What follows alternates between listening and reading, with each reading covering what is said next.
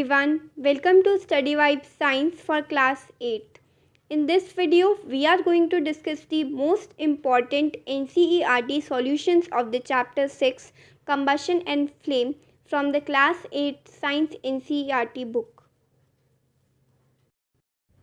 पिछले वीडियोस में हमने इस चैप्टर का complete and detailed NCERT explanation देखा। एक वीडियो इस चैप्टर के इम्पॉर्टेंट की पॉइंट्स और कीवर्ड्स पर भी मैंने बनाया है, जिसका लिंक आपको डिस्क्रिप्शन बॉक्स और कमेंट सेक्शन में मिल जाएगा। उन दोनों वीडियोस को देखना बहुत ज़रूरी है क्वेश्चन आंसर्स को स्टार्ट करने से पहले, क्योंकि फिर क्वेश्चन आंसर्स आपके लिए बहुत आसान हो जाएंगे जब आप इस चैप्टर के सभी कीवर्ड्स, की पॉइंट्स और इम्पॉर्टेंट पॉइंट्स को लर्न कर लेंगे। तो कंबशन एंड फ्लेम चैप्टर के ये सबसे इम्पॉर्टेंट एक्सरसाइज क्वेश्चंस हैं। आप इनके आंसर्स जो हैं वो एज इट इज़ एग्ज़ाम में भी लिख सकते हैं। तो चलिए हम स्टार्ट करते हैं फर्स्ट क्वेश्चन के साथ। इसमें जो फर्स्ट क्वेश्चन है वो क्या कहता है, list conditions under which combustion can take place. आपको ये कंडीशंस बतानी है जिसके अंदर ही कंबशन हो सकता है। सबसे पहले हमने बात की थी कि कंबशन होता क्या है, तो हमने उसमें क्या पढ़ा था कि combustion is a chemical process in which a substance reacts with oxygen to give off heat is called combustion. Combustion ऐसा एक प्रोसेस है जिसमें कोई भी सब्सटेंस ऑक्सीजन के प्रेजेंस में रिएक्ट करता है और हीट एनर्जी रिलीज़ करता है। ठीक है, अब इस प्रोसेस को होने के लिए कुछ इम्पॉर्टेंट कंडीशन ज़रूरी हैं। तो उन कंडीशंस की आपको एक लिस्ट बनानी है, जिसमें से सबसे पहली कंडीशन है कि जो कंबशन है उसको एयर की प्रेजेंस जो है वो सबसे ज़्यादा ज़रूरी है।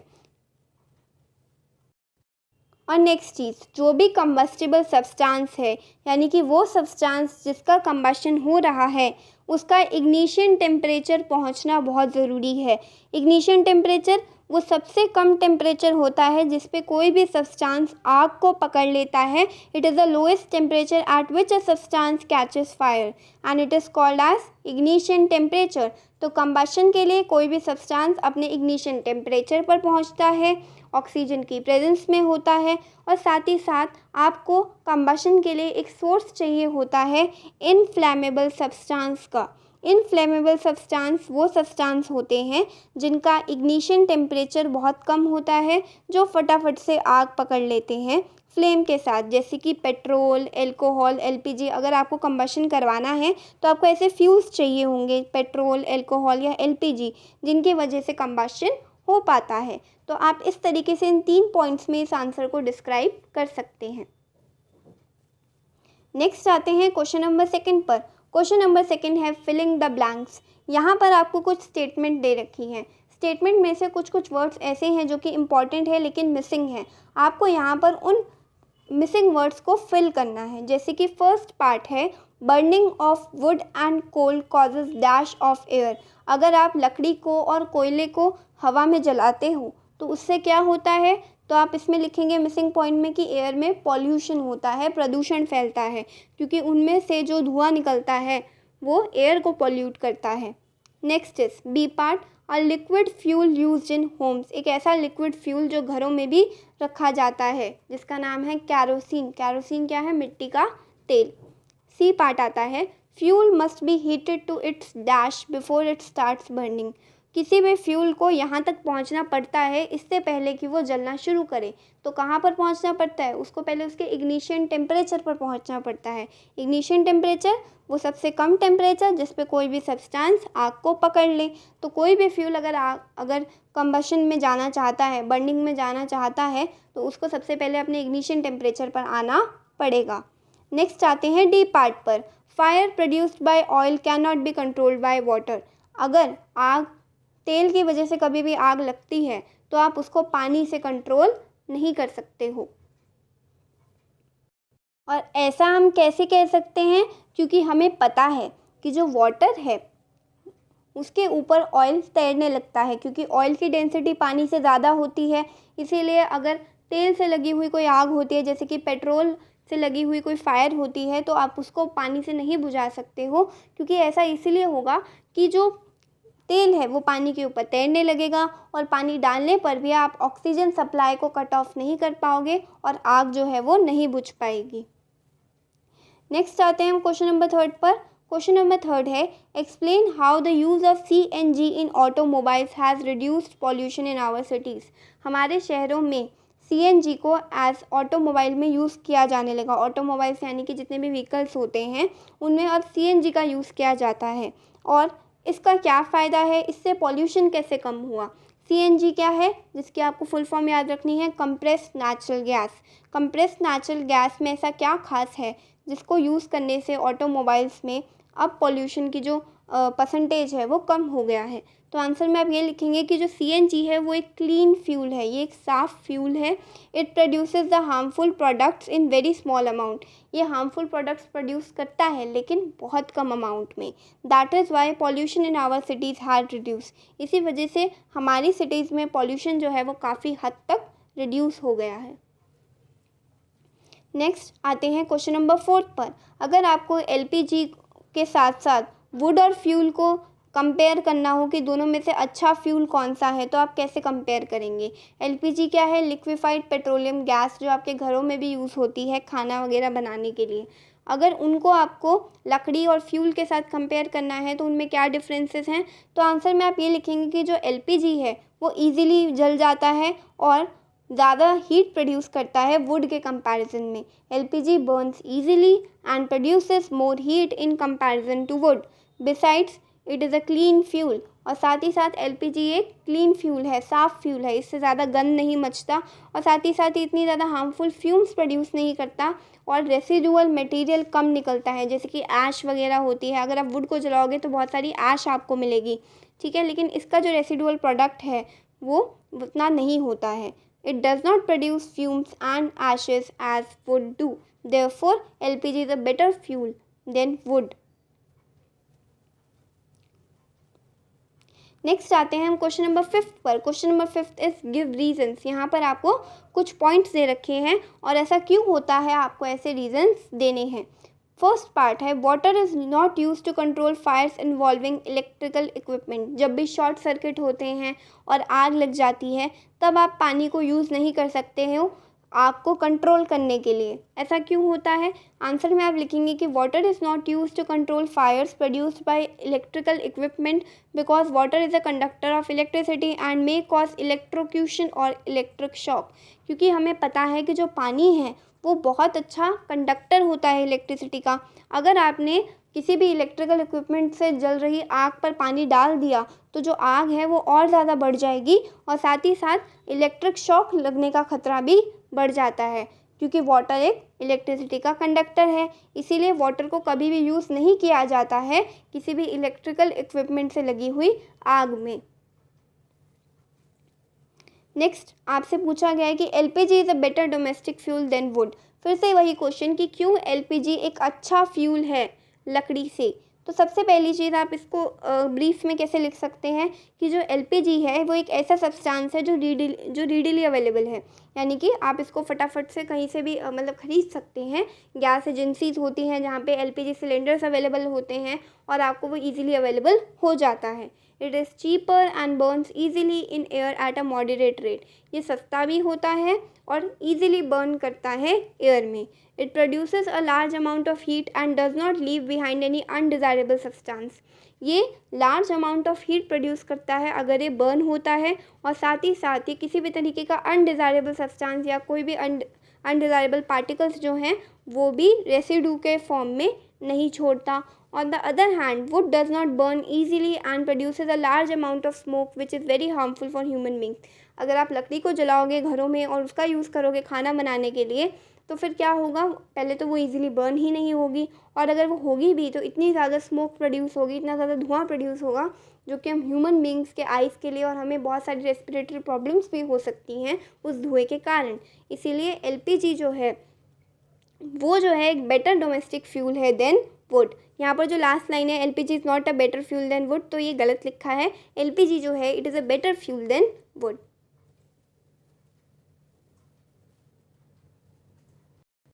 Next is C part. Paper by itself catches fire easily, whereas a piece of paper wrapped around an aluminum pipe does not. Paper जो है वो आसानी से आग पकड़ लेता है, लेकिन अगर आप एक पेपर के पीस को लोगे और उसको एक एल्यूमिनियम पाइप के अराउंड रैप कर दोगे तो ऐसा नहीं होता है।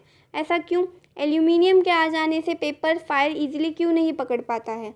तो आंसर में आप ये लिखेंगे कि जो पेपर है, paper catches fire easily, but when it is wrapped around an aluminum pipe and heat is supplied, then in the presence of aluminum pipe, the ignition temperature of the paper does not reach, because heat given to it is passed to the aluminum pipe, which lowers the temperature of the paper. That is why the paper does not catch fire. हमने पढ़ा था कि किसी भी substance की burning को start करवाने के लिए या कंबशन कराने के लिए हमें उस सब्सटेंस के इग्निशन टेम्परेचर पर पहुंचना बहुत ज़रूरी है। अगर इग्निशन टेम्परेचर पर नहीं पहुंचता है तो बर्निंग स्टार्ट नहीं होती है।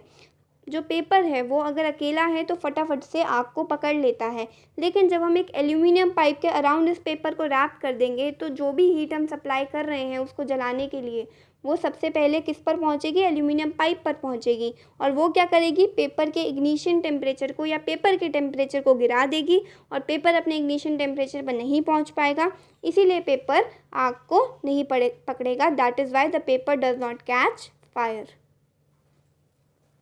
एंड द नेक्स्ट इज, आपको यहाँ पर एक लेबल डायग्राम बनाना है कैंडल फ्लेम का। एक कैंडल फ्लेम जो होती है उसका एक लेबल डायग्राम कैसा होता है? आपकी बुक में 6.10 में जो डी पार्ट है, different zones of a candle flame, उसमें आपको ये दिखेगा कि जो सबसे बाहरी पार्ट होता है एक फ्लेम का वो सबसे हॉटेस्ट होता है, बीच वाला moderately hot and the inner one is least hot. तो इस तरीके से आप अलग अलग यहाँ पर कैंडल फ्लेम के जोन्स को यहाँ पर रिप्रेजेंट करेंगे। तो इस चैप्टर के लिए ये वाला जो डायग्राम है, ये वाला डायग्राम आपको इम्पॉर्टेंट मार्क कर लेना है अपनी बुक में, क्योंकि आपको ये ड्रॉ करने के लिए आ सकता है। Next is question number 7, name the unit in which the calorific value of fuel is expressed. वो यूनिट आपको यहाँ पे बतानी है जिसमें किसी भी फ्यूल की कैलोरिफिक वैल्यू को एक्सप्रेस किया जाता है। कैलोरिफिक वैल्यू के बारे में हमने रिवीजन वाली वीडियोस में भी पढ़ा था कि किसी भी फ्यूल की कैलोरिफिक वैल्यू क्या होती है, कि कितनी अमाउंट ऑफ हीट जो है वो प्रोड्यूस होगी, वो भी कंप्लीट कंबशन में। जब 1 किलो उस फ्यूल का आप बर्न करोगे तो वो उस फ्यूल की कैलोरिफिक वैल्यू कहलाएगी कि कितनी हीट एनर्जी प्रोड्यूस होगी। तो ऑब्वियसली आप इसको किस में रिप्रेजेंट करोगे? किलो जूल्स पर केजी में। किलो जूल्स पर केजी में क्यों? क्योंकि आप यहाँ पर इस तरीके से इसको लिखेंगे कि इतनी अमाउंट ऑफ हीट के लिए जो आप सिंबल लिखेंगे वो लिखेंगे आप किलो जूल। हीट के लिए हम लिखेंगे किलो जूल। और कितना आपने फ्यूल लिया है? आपने लिया है 1 किलो फ्यूल। तो उस 1 किलो फ्यूल के ऊपर कितनी अमाउंट ऑफ हीट प्रोड्यूस होगी? तो उसकी जो आपकी यूनिट है वो होगी किलो जूल पर केजी।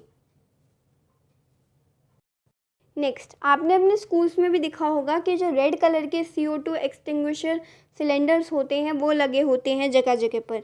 तो एक्सप्लेन करना है आपको इसी क्वेश्चन में कि how CO2 is able to control Fyers.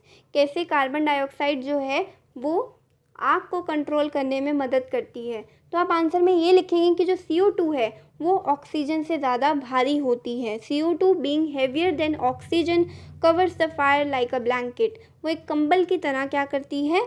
आग को कवर कर लेती है। Since the contact between the fuel and the oxygen gets cut off, the fire is control. अब क्या होगा? अगर आप फ्यूल का ऑक्सीजन के साथ कॉन्टैक्ट ही बंद कर दोगे तो कंबशन का प्रोसेस बंद हो जाएगा और जो बर्निंग का प्रोसीजर है वो भी ख़त्म हो जाएगा।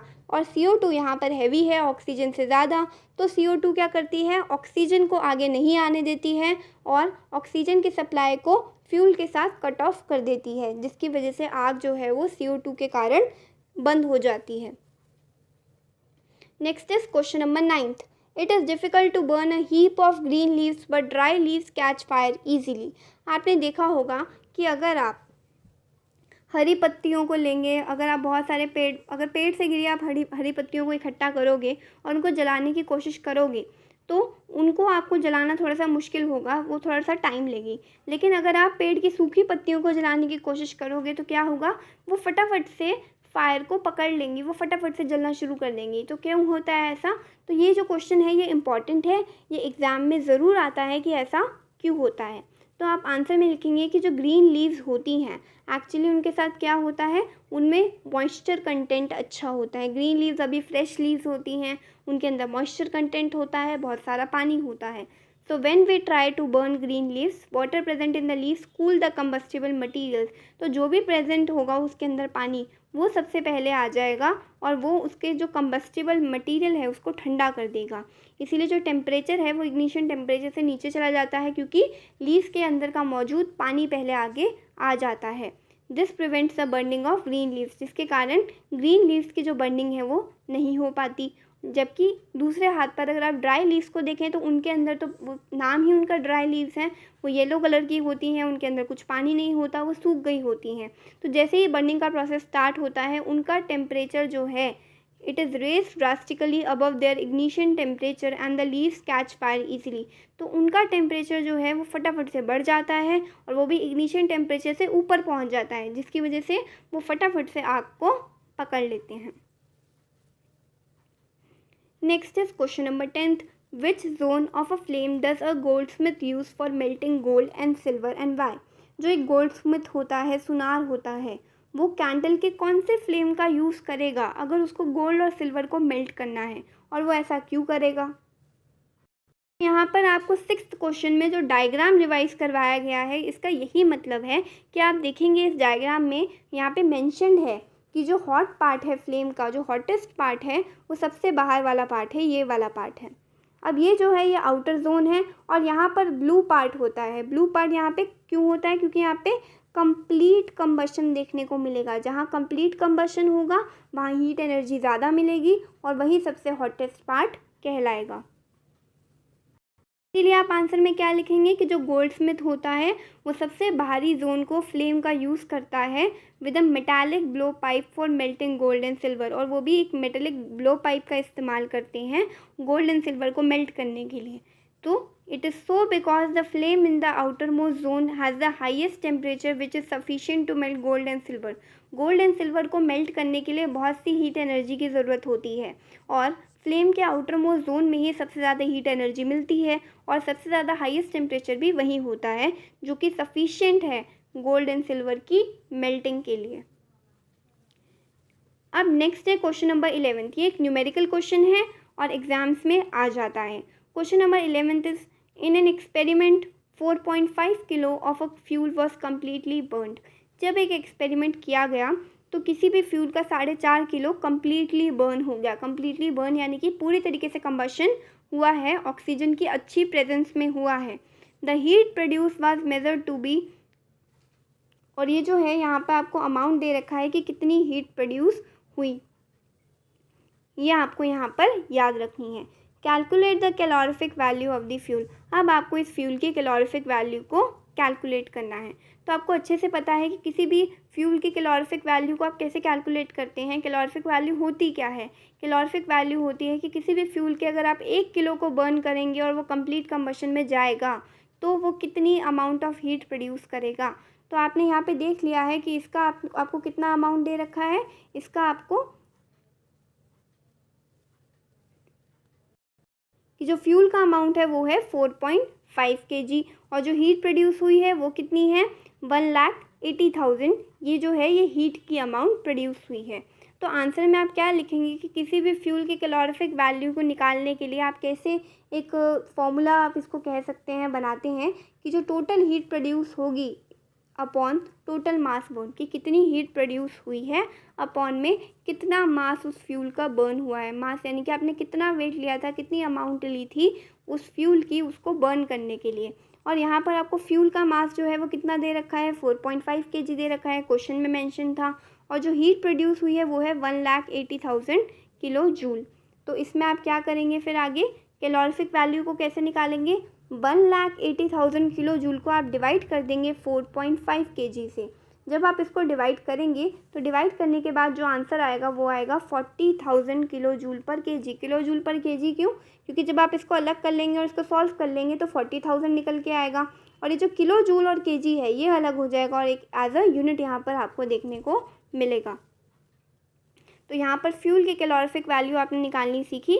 इसका फॉर्मूला है टोटल हीट प्रोड्यूस अपॉन में टोटल मास बर्नड। तो टोटल हीट थी 1,80,000 किलो जूल और टोटल मास बर्नड कितना था 4.5 kg। सॉल्व करने के बाद आपको आंसर मिल जाएगा। नेक्स्ट है question number 12। Question number 12 says can the process of rusting be called combustion. क्या आप रस्टिंग के प्रोसेस को कंबशन कह सकते हैं। रस्टिंग का मतलब होता है जंग लगना। क्या जंग लगने के प्रोसेस को आप कंबशन कह सकते हैं। तो yes, process of rusting can be called combustion. In fact rusting का प्रोसेस भी एक तरीके से एक स्लो कंबशन है। कंबशन में हमने क्या पढ़ा था कि कोई भी सब्सटेंस ऑक्सीजन के प्रेजेंस में रिएक्ट करके हीट रिलीज करता है। जबकि अगर हम रस्टिंग की बात करें तो रस्टिंग में क्या होता है कि जितने भी मेटल्स होते हैं वो ऑक्सीजन, मॉइस्चर और एयर के प्रेजेंस में आकर उनके ऊपर एक कोटिंग लग जाती है जिसको जंग लगना कहते हैं।